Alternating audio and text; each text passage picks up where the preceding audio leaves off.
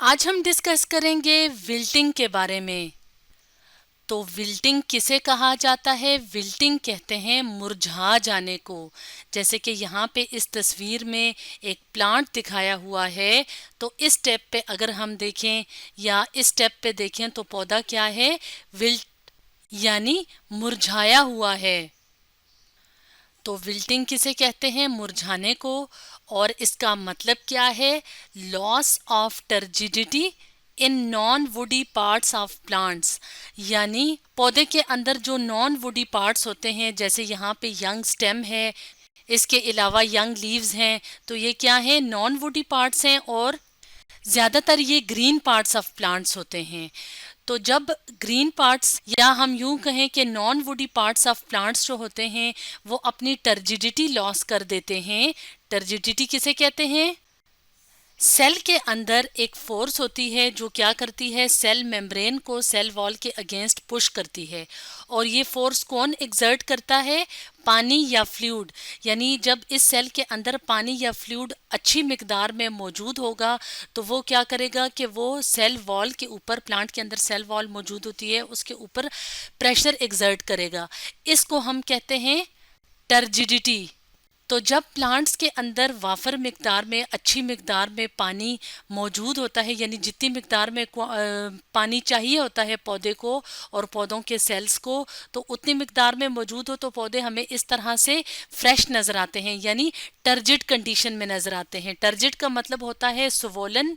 तो इस तरह से टर्जिड कंडीशन में हमें पौधा नज़र आता है। लेकिन जब टर्जिडिटी लॉस हो जाए उस वक्त जो प्लांट की कंडीशन होती है, हम क्या कहते हैं कि विल्टिंग हो गई है, यानी प्लांट मुरझा गया है। और जब पौधों के अंदर जो टर्गर प्रेशर होता है वो ज़ीरो तक पहुंच जाए, यानी टर्गर प्रेशर की वैल्यू जो है वो ज़ीरो तक पहुंच जाए, तब जो है वो प्लांट्स में विल्टिंग होती है। Non lignified parts of plant का क्या मतलब है? नॉन लिग्निफाइड यानी non woody parts of plant में जब टर्गर प्रेशर ज़ीरो पे पहुंच जाए तो उसको कहा जाता है विल्टिंग। तो ग्रीन पार्ट्स ऑफ प्लांट्स जो होते हैं वो अपनी जब टर्जिडिटी लूज करते हैं तो वो सॉफ्ट हो जाते हैं, यानी नरम से हो जाते हैं, और श्रिंक्ड यानी कि वो मुरझा से जाते हैं, तो इसको कहा जाता है विल्टिंग। अब हम देखेंगे कि विल्टिंग के कॉजेज क्या होते हैं, यानी वजूहात क्या क्या होती हैं। तो कॉजेज ऑफ विल्टिंग की बात की जाए तो इसकी सबसे पहली कॉज ये है कि जब पौधों को कम पानी अवेलेबल होगा, और ज़्यादातर कम पानी कब अवेलेबल होता है? जब ड्राउट की सिचुएशन होती है, यानी जब खुश्कसाली होती है और ज़मीन के अंदर वाफर मिकदार में पानी नहीं होता कि वो पौधों की ज़रूरियात को पूरा कर सके। इसके अलावा सेलाइन सॉइल्स, यानी वो ज़मीन जिसमें नमकियात की मिकदार नॉर्मल के मुकाबले में बहुत ज़्यादा होगी। तो ज़्यादातर जो बड़ी वजह है विल्टिंग की वो क्या है कि जब ज़मीन खुश्क होगी, जब ड्राउट या खुश्क साली की सिचुएशन होगी, तब जो है वो विल्टिंग होने के चांस, यानी पौधा जो है उसके मुरझाने के जो इम्कानात होते हैं वो ज़्यादा होते हैं। इसके अलावा एक और वजह क्या है विल्टिंग की? वो है एक्सेसिव ट्रांसपायरेशन, यानी ज़रूरत से ज़्यादा ट्रांसपायरेशन का प्रोसेस।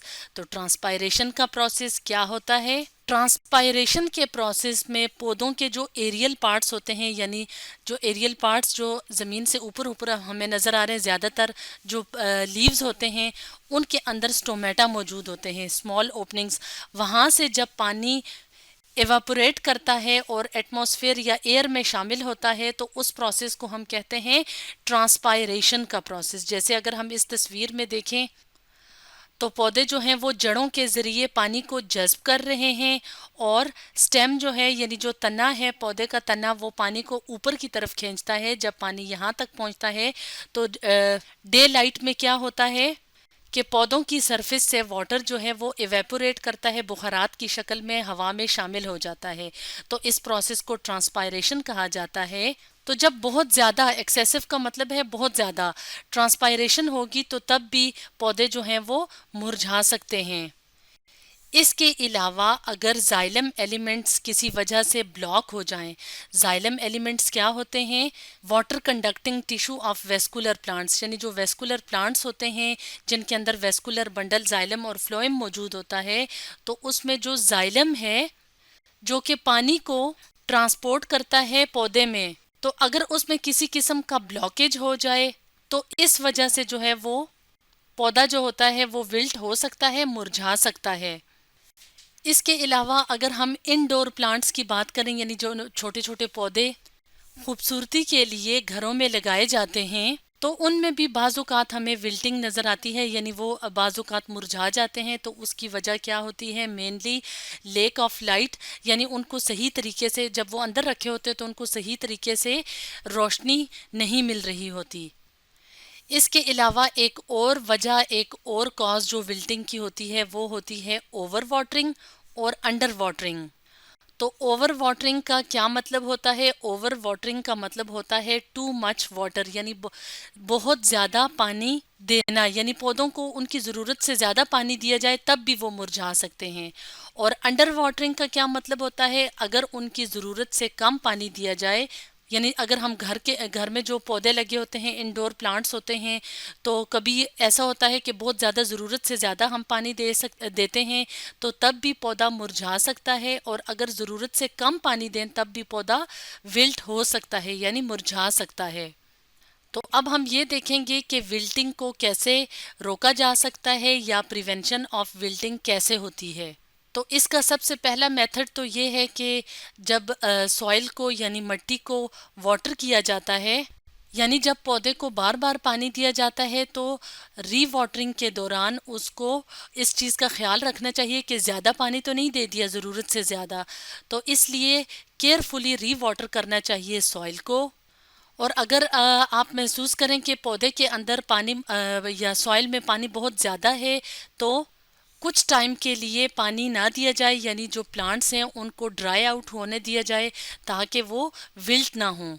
और एक और मेथड जिससे विल्टिंग से बचा जा सकता है वो ये है कि अगर पौधे जो हैं वो विल्ट हो रहे हैं लाइट की वजह से, यानी कम लाइट की वजह से, तो उनको ब्राइटर यानी घर के जो रोशन हिस्सा होता है उसमें रख दिया जाए। इस बात का ये मतलब नहीं कि डायरेक्ट जहाँ से सनलाइट आ रही है वहाँ पे रख दिया जाए, बल्कि इस तरह के जो पौधे होते हैं अगर उनको घर के जिस हिस्से में चमक है, रोशनी है, और इनडायरेक्ट भी अगर सनलाइट आ रही है घर के किसी हिस्से के अंदर, तो वहाँ पे भी ये अच्छे से ग्रो कर सकते हैं। तो इस तरह से कुछ स्टेप्स की मदद से विल्टिंग से बचा जा सकता है, यानी पौधों को विल्टिंग से बचाया जा सकता है। तो स्टूडेंट्स, आज हमने डिस्कस किया विल्टिंग के बारे में।